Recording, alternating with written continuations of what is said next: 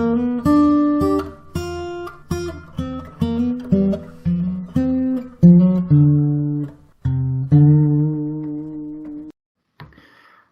very happy to have Professor Andreas Löschel on today's Express Views. Andreas Löschel holds the Chair for Environmental and Resource Economics and Sustainability at the Ruhr University Bochum in Germany. Since 2011, he has chaired the expert commission of the German government to monitor the energy transformation, and he is also a lead author of the Intergovernmental Panel on Climate Change for the 5th and 6th assessment report. He furthermore is a member of the German National Academy of Science and Engineering and author of over 90 academic articles, while also being extremely active on the policy side. Andreas, how are you doing? I'm doing fine. Thanks, Ingmar, for having me. Great. It's a pleasure to have you here today. Andreas, you might know this. The Express Views work like a snowball fight. I throw a question at you and you throw the very first answer that gets into your mind back at me. Are you ready for this ordeal? Yes, let's do that. Could you please briefly introduce yourself? Yeah, I think you gave a nice introduction, but I'm happily married and the father of 4 great children. So this is probably to add, and I'm a professor of economics. What do you view as the most challenging aspect of being a professor these days? Oh, these days, clearly it's the missing interaction with students and with co-authors. These digital interactions, they are really challenging, and I hope that we are going to have another situation coming up soon again. Yeah, I couldn't agree less with that. What is your favorite article in environmental economics? Oh, my favorite article actually is an old article by Marty Weitzman on prices and quantities, because it's still one of the mysteries, I think, of many politicians that have to deal with environmental issues, and I would suggest that this is a great read for everybody that wants to know more about the regulation of climate change. I can only second any article from Martin Weitzman. This is an incredible researcher. What book should every environmental economist have read? Oh, I'm doing more behavioral economics work in the last years, and I like a lot many of these books that have come out in this area. I guess a very good read is Kahneman's work, Thinking Fast and Slow. Yesterday I listened to a new book called Voltage by John List, which seems to be equally inspiring. So there are nice books to read there. The John List one, I don't know. So yeah, that's a new one. I just had the book presentation yesterday, and this is one that I would also like to read. Yeah. What do you think is your biggest contribution to environmental economics? Wow, that's a tough one. I guess usually you go via your Google Scholar score, which would mean, and that's sad in a way, which would mean it's probably an overview article on technological change, and my contribution to the IPCC, which is of course very often read, and there I would say it's probably not such an academic achievement, but for sure it's an achievement on the policy side, because it was the blueprint of the Paris Agreement, what we did with the IPCC chapter on transformation pathways, which was more or less one-to-one copied as the targets of the Paris Agreement.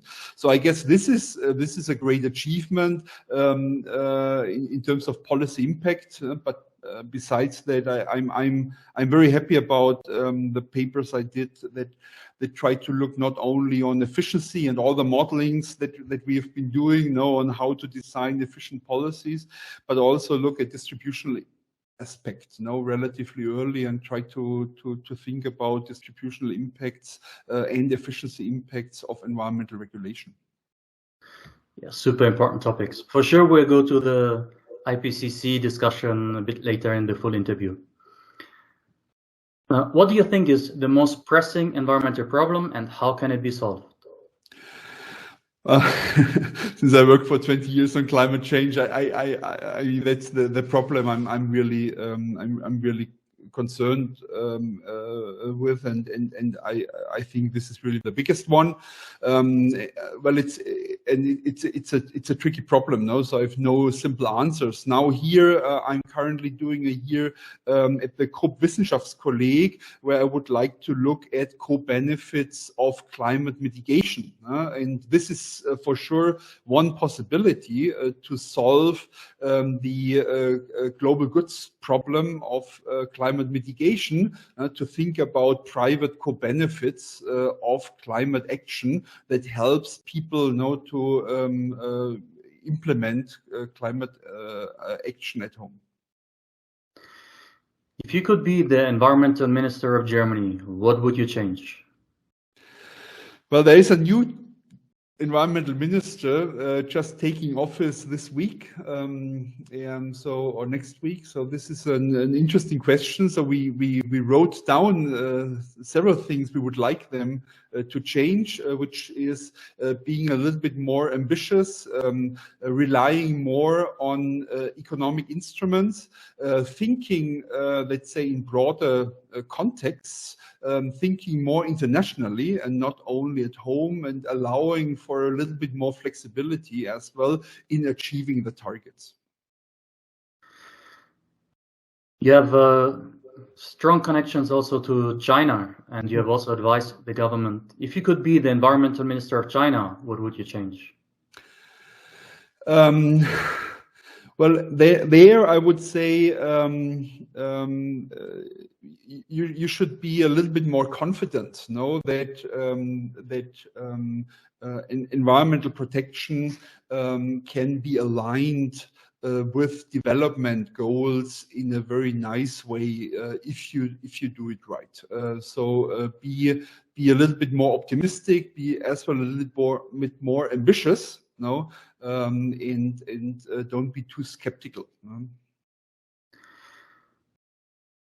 Well, are you optimistic or pessimistic about us being able to tackle the world's environmental problems? Well, in principle, I'm optimistic. As well, I think what we see in the last years, this is really a reason for being optimistic. Because now doing research on climate change for more than 20 years, seeing the dynamics of these Paris Agreement, the pledges that we are seeing, the activities on the national level, but as well as the local level. I mean, this is really very, very good and very, I think as well, very dynamic. So a lot of reasons to be optimistic, in fact. Let's hope you're right. Which environmental economist do you admire the most? Oh, there I would name actually my advisors, my PhD advisor Klaus Conrad, who died sadly some years ago, but introduced me to microeconomics, economic modeling, especially CGE modeling, and was a very good guidance. And I would as well name Malte Faber, who is an ecological economist, who is an excellent economic theorist, being very, very knowledgeable about economics, but always thinking a little bit outside the box of classical economics, and being, let's say, one of the founders of ecological economics with a very deep thinking on philosophical issues. And I learned a lot from both, and I admire their work. Good choices. With whom would you like to write your next article? Oh, with my co-authors, huh? I have to admit I'm always a bit late now with my contributions to joint papers. I should not name some famous economists, but I should honor my co-authors that are always waiting for my inputs into the papers. No. If you could spend 1 hour with a person of your choice, who would it be?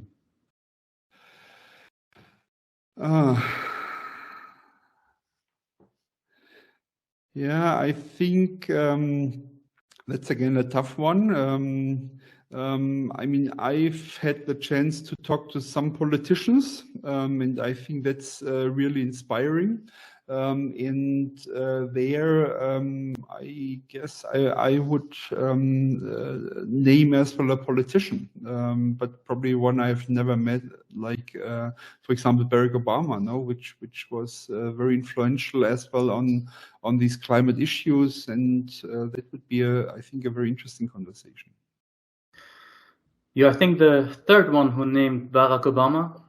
Good. In this series, so he's, I think, in high demand, and I hope he is also listening to this video. Yeah, I'm always available. Yeah. I let him know. Andreas, thank you very much for your time. Your wonderful answers, they're very interesting. I invite those of you who would like to get more details about Andreas, his research and his ideas, to take a look at my Meet Top Environmental Economist interview series. And you can find that on my website. Andreas, thank you very much for having been here today. Thanks a lot, Ingmar.